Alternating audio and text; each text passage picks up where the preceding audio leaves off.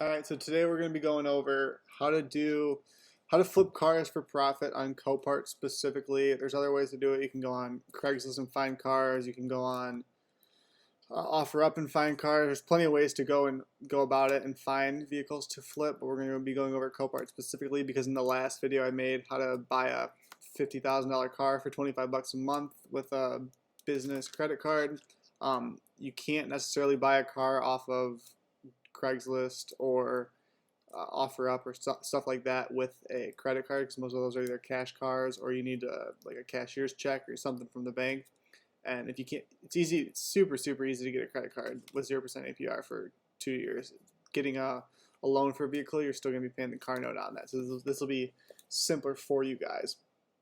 So we're going to start off. Go to www.copart.com. Copart's a bidding auction site where they have used vehicles that are either new, salvaged, whatever. They got all different types of vehicles. Clean title, damaged. There's an app for it. You can do it on your phone. So literally you could be chilling on a rooftop like pool and doing this from your phone if you wanted. We're going to go to featured items and go to no license required because unless you have a dealer's license, these are the only cars you can bid on. And then the cars that I like to go for over here on the left side are going to be, let's say, cars that are 2012 and newer. So we're going to go through and click all of these from 2012 to 2019, which is the current, which is next year. And then odometer, let's say, you could do up to like 110,000 miles, but then after that it gets risky. So let's just say, even to be safe, all the cars less than 100,000 miles. Location, if you're comfortable shipping it, which you can pay for with credit card potentially. When I got my 7 Series, I shipped it with cash from Louisiana, and it was like $500 or $600. If you can pay with credit card, I'm not sure. If you can find someone that'll pay with credit card, then you can put it on your card and then you're good to go.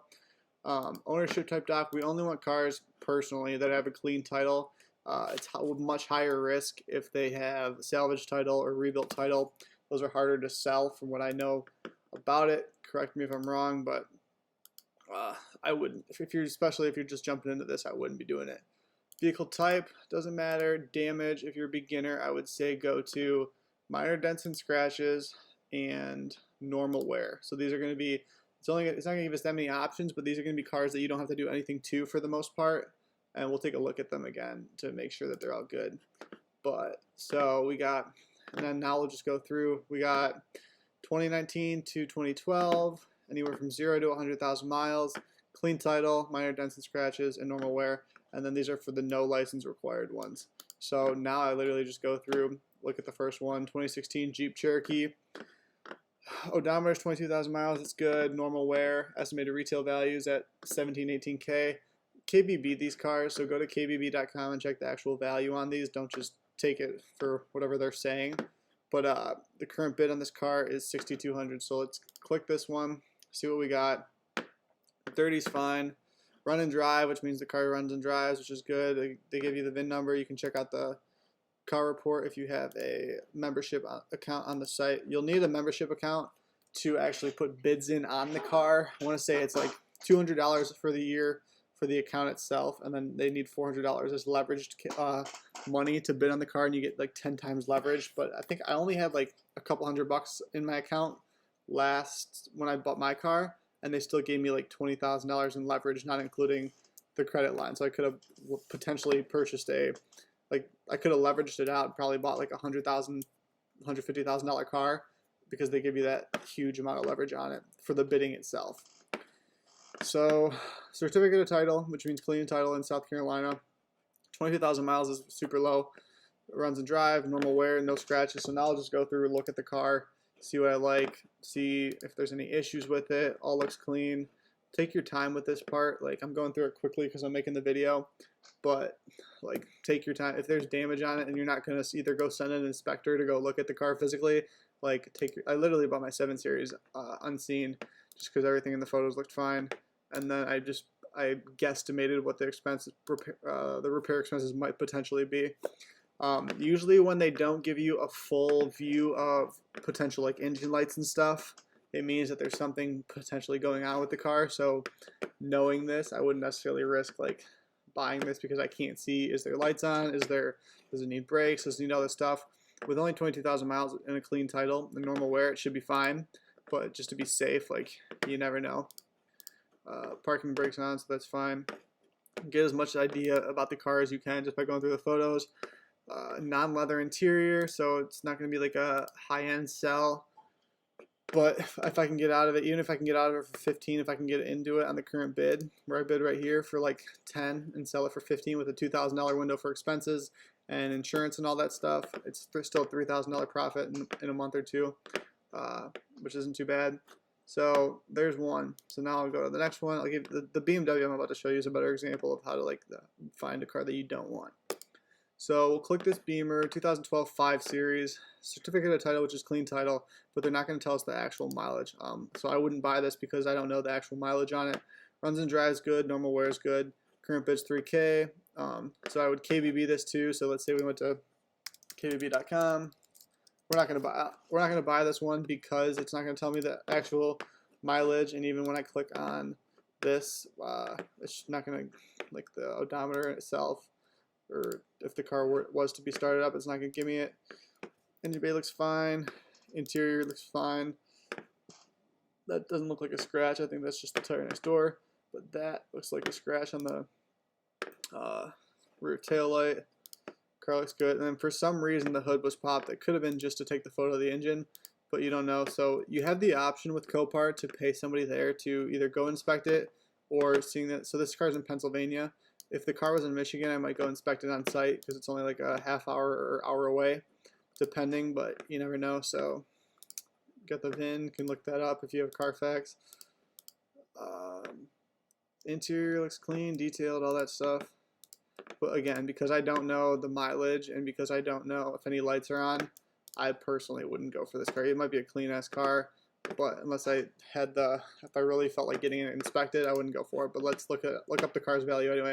So go to kbb.com. My car's value. Get trade-in value or offer. So we're gonna say it's a 2002 BMW 5 Series. That's a 535 XI with the X drive, and it was what, black? This is all new. They redid their site. Mileage was unknown, so let's say 2012, 6 years ago. Let's say 60,000. It's probably only 40 or 50,000, and then that's not my zip code, but just for simplicity.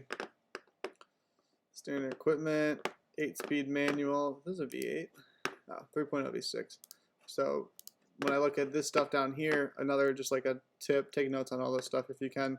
V6 is going to be easier to sell than a V8 because a V8 is going to cost more in gas. So unless you're selling to a premium market, like the general is sell cars that are for beginners and for simplicity, if you don't have the money to especially, be selling cars that are in the, let's say, 5 to 20K range, like cash car type stuff. Heads-up display, premium sound, DVD system, M Sport package.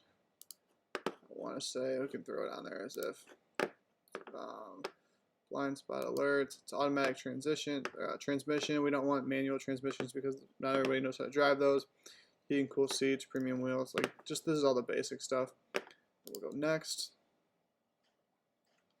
Then we'll go maybe window. We'll throw some window tint on there because we could do that. Never mind. I don't feel like going through that. Next, let's just say none. Are you the original owner? No. Free and clear title? Yes. Vehicle clear report? Yes. No claims. No smoking in the vehicle. Records are available. 2 sets of keys? Sure, because we can just buy another key for 180. Worst case scenario. In an auto auction in the last 45 days? Yes. Car been used in a rental? No. Why is this? This is way more than KBB usually does. It's usually like 3 clicks. And you get out of it, but normal wear, none, no major damage, no mechanical issues. This is all presuming that the car was fine. No. next? Are they really? Okay. We're not even going to go through that because that's bullshit. Car values. No thanks. New, used. Skip, disregard everything I just said. Just go straight to car value. That's like a new thing on KBB. I don't know why the hell it's there. But 2012, this will be a lot simpler. 2012 BMW 5 Series, price my car. 535xi. Let's say everything's normal. I think it'll automatically put in normal mileage. Buy from private party. Good condition. We're going to go through all the different ones. So let's say this car is worth anywhere from $13,000 to $17,000. So I would probably even list it. And then here's some that are actually for sale. So 16, 17.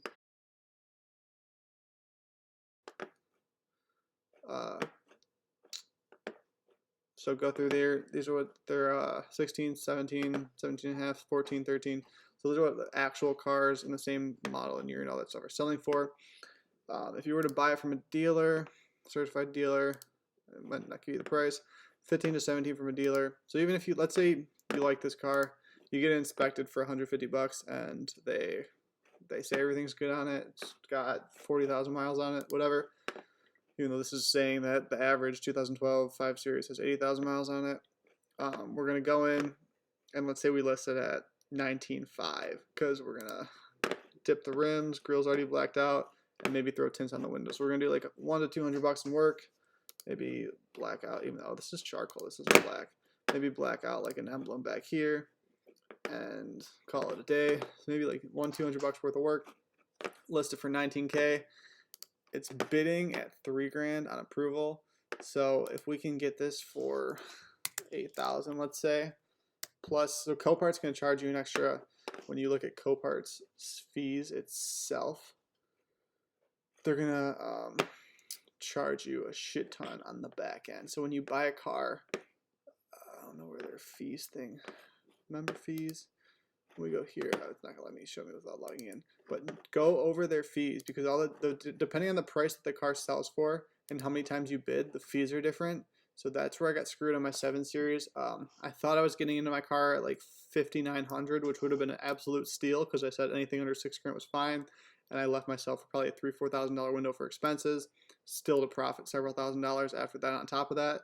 And I bought the car, and then after that, I got hit with a $1,300 fee out of nowhere. So we went from $5,900 to $7,200, and I was like, "What the hell? Like this isn't what the actual fuck?" Because I wasn't expecting it to happen. But again, I planned for the expenses anyway, so it could not have lost in the car. Car was worth $12,500 on KBB. So even at $7,200, I still had a $3,000 window. If it needed everything, and it was minor dents and scratches, so it didn't need anything, I ended up having to put a tire on it and doing a little bit of work to the coolant tank or something. I think I spent like $1,200 between rear tires and like something on the engine itself for a 7 Series isn't bad at all. And then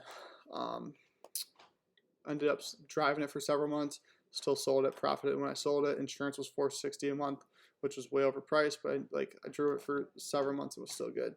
So then literally just keep going back, go through the list of all the different vehicles you can find. Like this XF is a good one.